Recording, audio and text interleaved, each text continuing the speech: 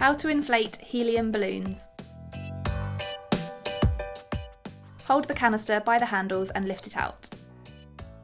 Place the canister with the nozzle facing away from you. Open the valve by turning it counterclockwise 3 full turns. Choose your balloon and insert the tip of the nozzle into the balloon opening. Make sure you use both hands.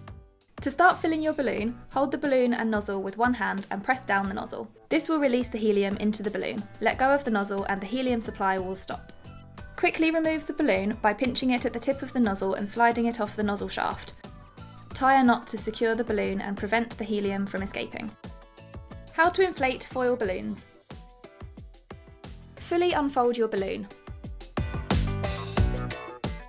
Place the balloon over the nozzle.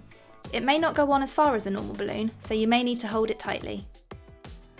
Inflate as before.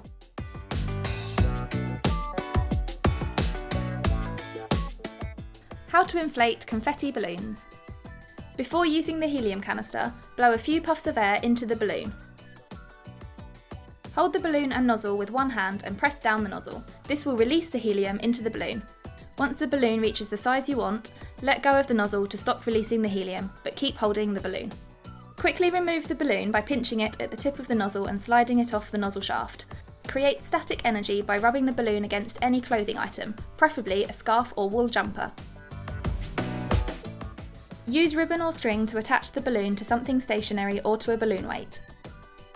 Once you finish inflating your balloons, close the valve of the canister by turning it clockwise until it's tight and fully secured. Bend the nozzle by pressing it down to release any extra pressure.